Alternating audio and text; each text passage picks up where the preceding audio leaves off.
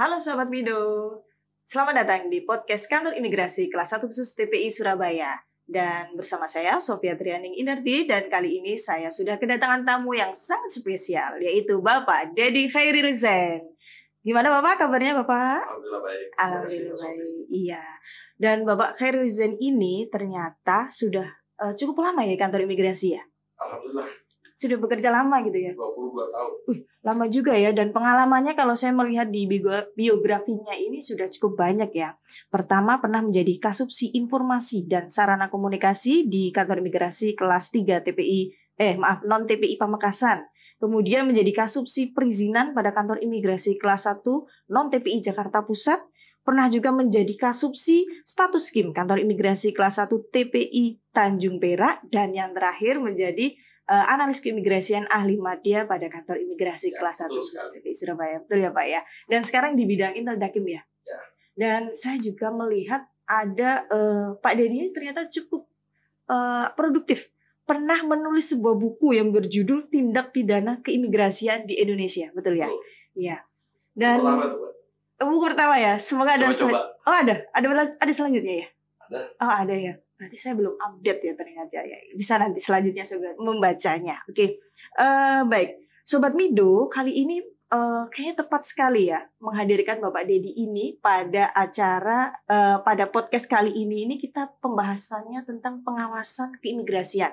Ya. Nah, kalau mungkin Sobat Mido ini tahunya imigrasi itu hanya membahas tentang paspor, terus berangkat ke luar negeri. Nah, memang mungkin banyak yang belum tahu sih apa sih sebenarnya pengawasan keimigrasian itu Pak?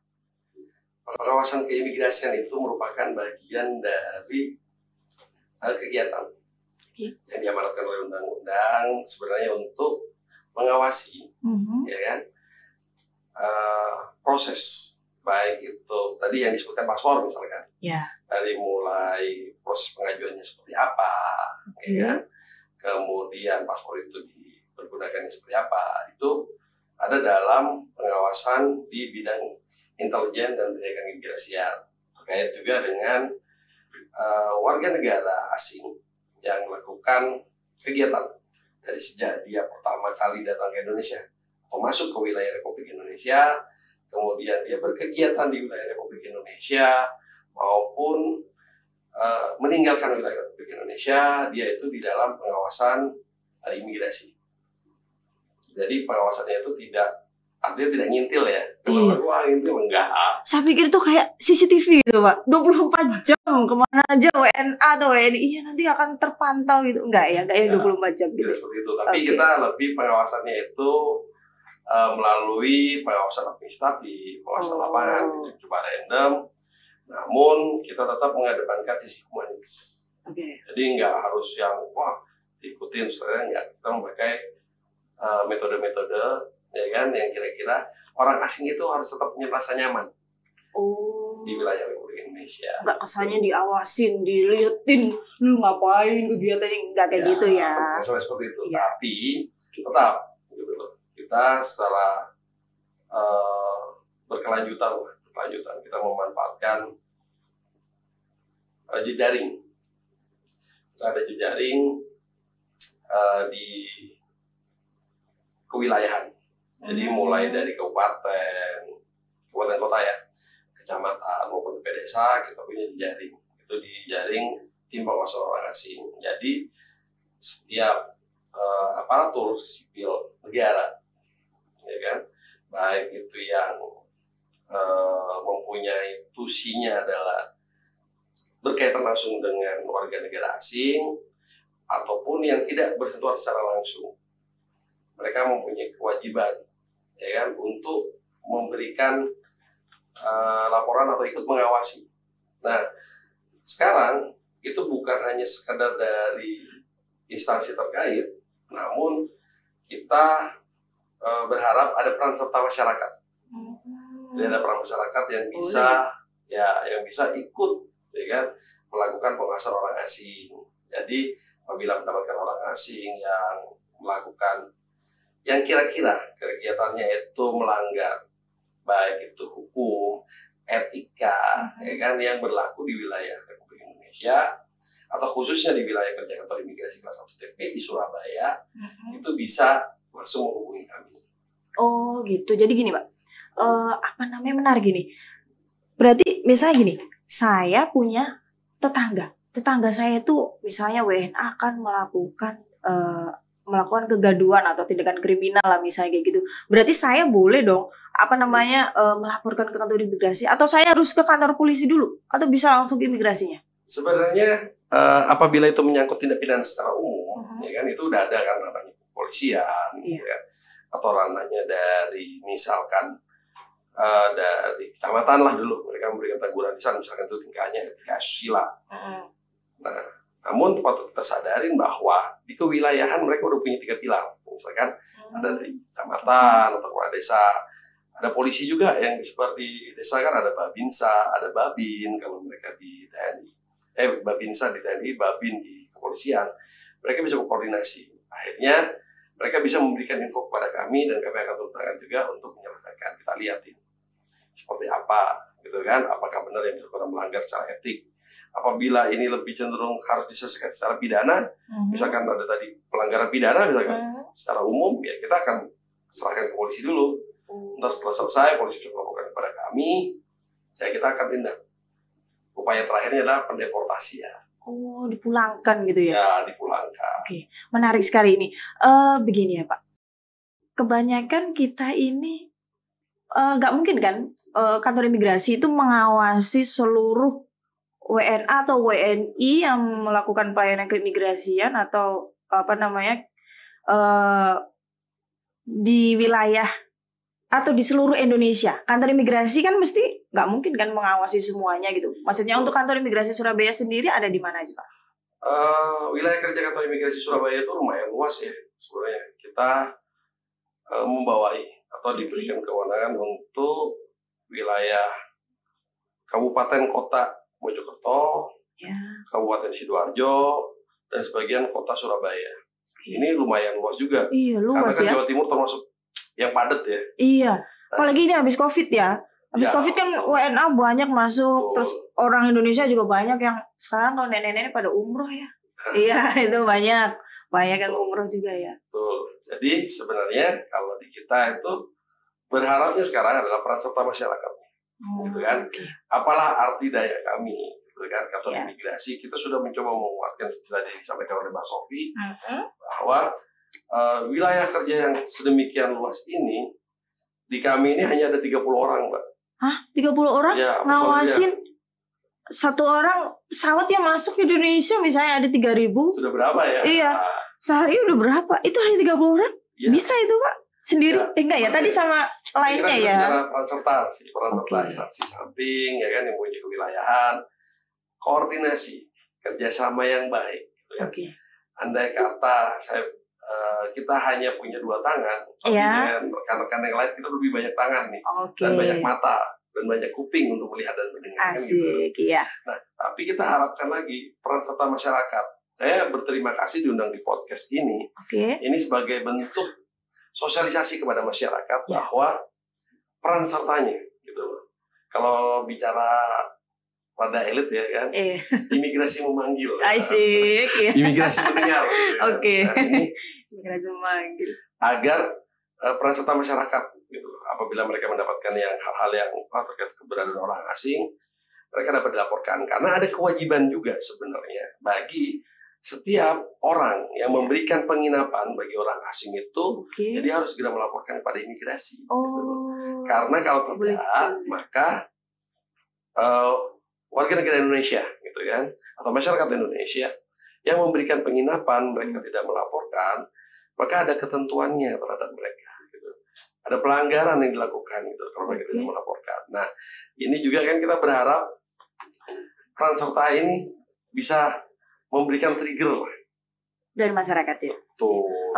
Begini, poin peran serta masyarakat. Kalau saya mau menghubungi kantor imigrasi nih, gimana nih caranya? Silakan bisa menghubungi kami by email. Ya kan, saya coba lihat dulu. Iya, boleh. Atau bisa juga sih sebenarnya lewat kanal media sosial kantor imigrasi ya. Tapi mungkin ini ada yang lebih spesifik ya. Ini langsung spesifik bisa by WA. Di Interdakim ya? Iya, di Intelijen dan Penindakan Kantor Imigrasi. Intelijen dan Penindakan Kantor Imigrasi kelas 1 khusus TPI Surabaya. Oke. Nah, hotline-nya atau bisa di WA ke nomor HP 0853 333 44175 atau bisa email ke inteldakimsurabaya@gmail.com. Kami harapkan peran serta masyarakat untuk bisa dan ikut serta membantu imigrasi menjaga pintu gerbang negara ini dan menjaga kedaulatan negara Republik Indonesia. Oke, ya kami tunggu ya Sobat Mido kalau memiliki laporan-laporan mungkin ada tindakan-tindakan yang aneh atau WNA-nya melakukan suatu kegiatan yang kira-kira melanggar, bisa menghubungi di WA hotline ya Interdakim tadi ya di 0853 333 44175. Oke, Pak Dedi, biar nggak tegang ya, boleh dong minum dulu, silakan Pak Dedi yang disediakan. Sadar Pak Dedi. Iya Pak.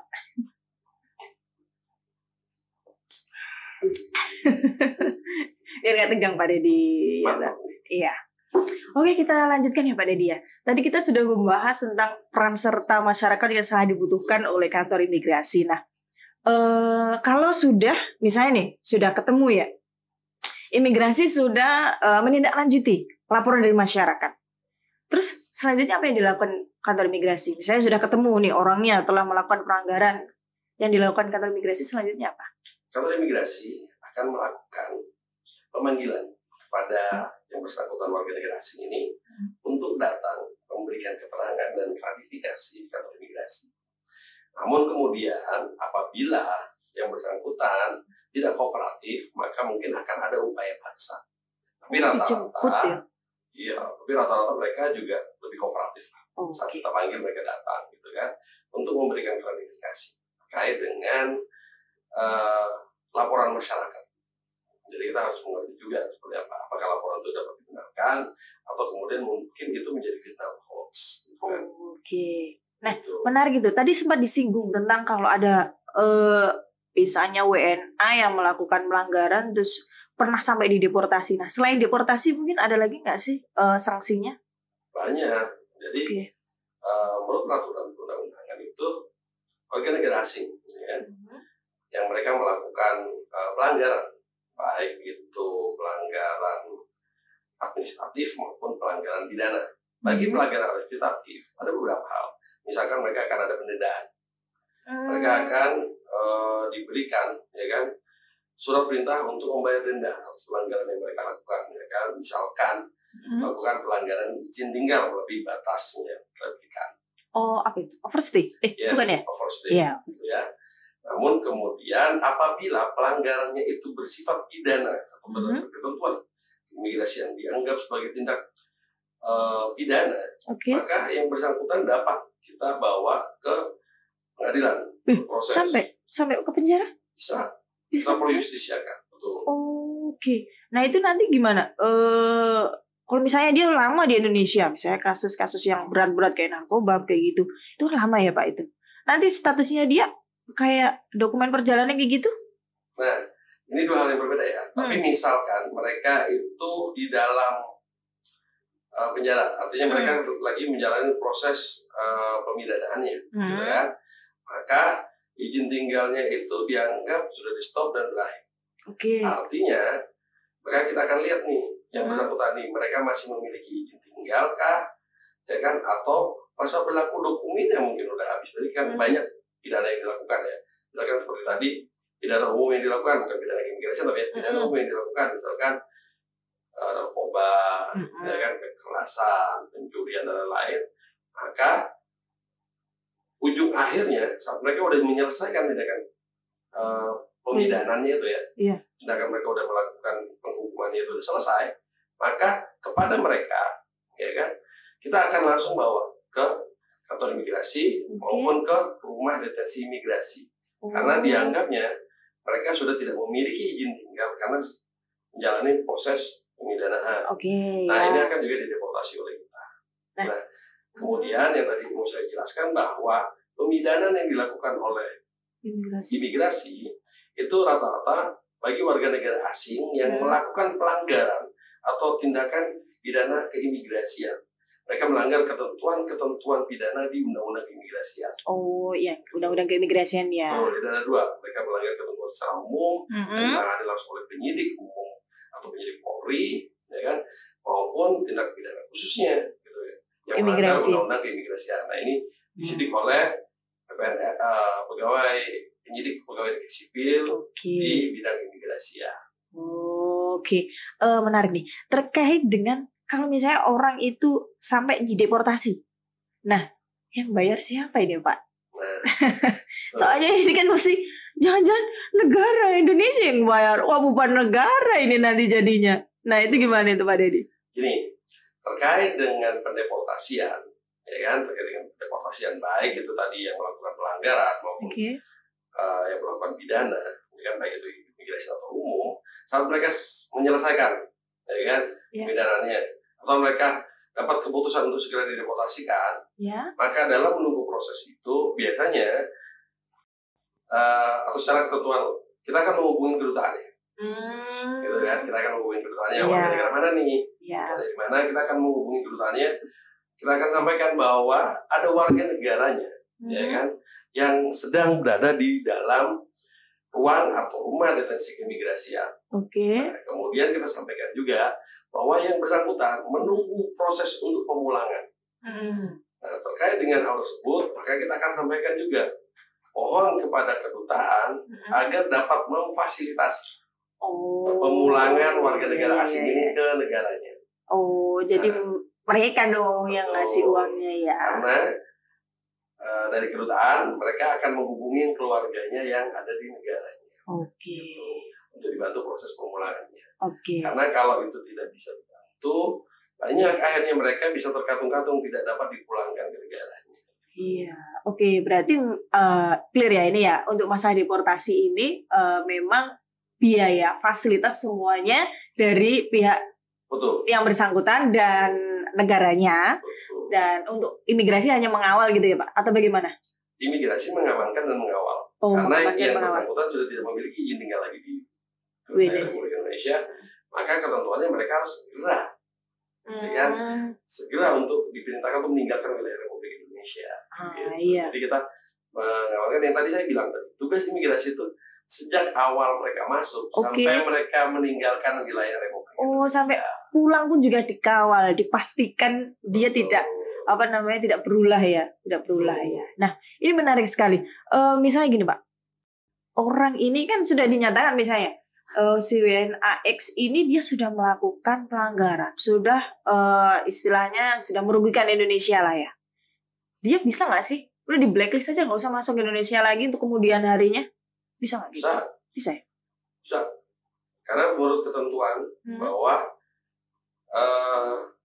bagi warga negara asing kan, yang telah ditangkal masuk wilayah Republik Indonesia, dia akan selalu diperpanjang selama 6 bulan sampai ada pencabutannya. Jadi misalkan nih, udah 6 bulan nih Pak Sofi warga negara Amerika atau Inggris dideportasi dari wilayah Republik Indonesia, kemudian dilakukan penangkalan, ya kan, ditangkal untuk masuk wilayah Republik Indonesia. Selama dalam prosesnya yang bersangkutan di dalam sistem kami belum ada pencabutan atau permohonan pencabutan terkait dengan penangkalannya, karena penangkalan itu waktunya 6 bulan, dan kemudian diperpanjang lagi 6 bulan, diperpanjang lagi 6 bulan, gitu kan? Sistemnya mid semester, 1 semester kayak gitu ya? Ya, setiap semester diperpanjang sampai kemudian ada proses, misalkan yang bersangkutan memohon bahwa ini udah gugur demi hukum, gitu kan? Udah dapat lagi, atau dia akan berkelanjutan. Karena banyak kejadian tadi yang disampaikan juga, misalkan kepada warga negara asing yang melakukan tindak pidana yang extraordinary crime, dia akan selamanya tidak diizinkan masuk ke wilayah Republik Indonesia. Misalkan narkoba, atau pedofil ya, pedofil lah, itu kan kejahatan yang luar biasa ya. Nah, itu dia tidak akan diizinkan lagi masuk ke wilayah Republik Indonesia. Taunya dari apa? Ada aplikasi gitu gak? Dia muncul nggak nanti? Pada saat yang bersangkutan, misalkan nih sudah ingkrah itu apa? Udah mendapatkan keputusan tetap dari pengadilan, ya kan? Terkait dengan penjatuhan hukuman pidananya dan dia menjalani proses pidananya. Kemudian saat lepas, biasanya dari lembaga pemasyarakatan itu akan mencantumkan dalam putusannya. Kita lihat putusannya adalah yang bersangkutan kejahatannya adalah ini narkoba, kan? Maka kita akan langsung usulkan ke Direktorat Jenderal Imigrasi agar yang bersangkutan ini dapat dicekal atau penangkalan ya, kalau itu cegah dan tangkal. Ditangkal untuk masuk wilayah Republik Indonesia lagi sesuai dengan keputusan dari pengadilan sebelumnya ini. Nah, jelas di situ di bawahnya dia melakukan kejahatannya kita anggap extraordinary, COVID. Maka yang bersangkutan oleh Direktorat Jenderal mungkin akan disetujui, di-approve gitu kan, untuk ditangkal bukan hanya temporer 6 bulan, bisa juga seterusnya karena ini udah kejahatan luar biasa. Ya, terkait pengawasan keimigrasian nih Pak, masih ini barangkali selama mengawasi orang-orang ini, baik orang Indonesia ataupun orang asing ini, barangkali mungkin ada cerita-cerita unik atau cerita-cerita yang menegangkan terkait pengawasan di kantor imigrasi kelas 1 khusus TPI Surabaya? Sebenarnya pengawasan ini adalah hal yang rutin ya. Tapi bagi kami yang gitu lagi, setiap kegiatan itu unik lah. Kan? Karena yang kita awasi adalah orang. Gitu, kan? Orang. Jadi setiap orang itu kan punya treatment yang berbeda. Nah, kita anggap itu sebagai unik. Gitu, kan? Kita anggap sebagai sesuatu hal yang berbeda penanganannya. Karena kita tahu bahwa ini memang tugas dan fungsi kita.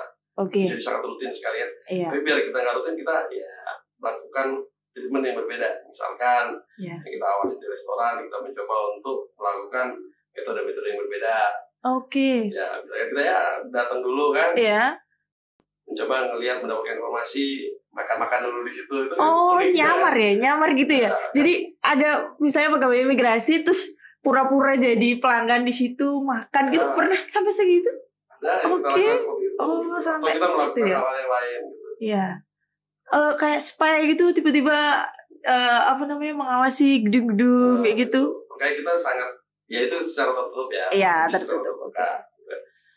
Sampai pernah yang terbaru tadi disampaikan bahwa ada warga negara Cina, warga negara Tiongkok yang telah kita projustisiakan. Kita lagi menunggu putusan dari pengadilan. Dia penjatuhan hukumannya berapa tahun atau berapa bulan. Perkaranya apa itu? Dia melakukan penjokian. Penjokian? Joki bahasa Inggris. Joki bahasa Inggris, kira joki CPNS. Bukan ya? Joki. Karena lagi masa CPNS. Iya, sama lagi CPNS ini. Karena Kementerian Hukum dan HAM lagi ini. Kira itu ternyata masa warga Cina ini ya CPNS. Dia menjoki IELTS bahasa Inggris. IELTS, Yes. Nah, dia sekarang lagi menjalani proses persidangan di Pengadilan Negeri Surabaya. Nah, itu juga prosesnya unik juga, kita melakukan treatment untuk mendapatkan bukti hingga bisa kita bawa ke ranah pidana. Berarti itu mungkin salah satu pegawai Interdakim ini ya menjadi ikutan tes di situ atau gimana Pak Adi? Sama segitunya ya, emang benar-benar sampai harus natural ya. Sebenarnya hal ini kita lakukan agar kita bisa memberikan kepastian. Yakin selain gitu kita ya. punya tugas betul. Jadi kita tidak asal ini salah enggak. Kita melakukan pembuktian, serangkaian pembuktian dulu agar masyarakat juga tahu gitu bahwa imigrasi, kalau kemarin sempat ditanya kan di media sosial kayak kasus yang di Bali. Imigrasi mana nih? Kok kayaknya nggak kerja gitu. Banyak kasus itu ya. Senyap, kan? Bekerja dalam senyap ya. Oke, menarik sekali ini. Baik Sobat Mido semuanya, ternyata dari laporan masyarakat yang dapat kita tampung ini, ternyata imigrasi juga melakukan serangkaian tindakan ya istilahnya ya. Juga mengamati benar nggak sih laporan dari masyarakat ini, dan ternyata kalau memang benar langsung ditindak ya. Baik, mungkin ini sudah closing ya mungkin ya Pak ya. Sudah hampir 30 menit kita bersama ya sepertinya ya. Ya baik, dari Sobat Mido mungkin yang di rumah kalau ada serangkaian pertanyaan atau bahkan mungkin mau melaporkan terkait dengan tingkah laku WNA atau WNI juga yang kira-kira mau melakukan tindakan-tindakan keimigrasian, bisa menghubungi kami di hotline yang di bawah ini ya. Ya silakan dilihat, nanti kita ada Instagram, WhatsApp, Twitter, dan lengkap sekali.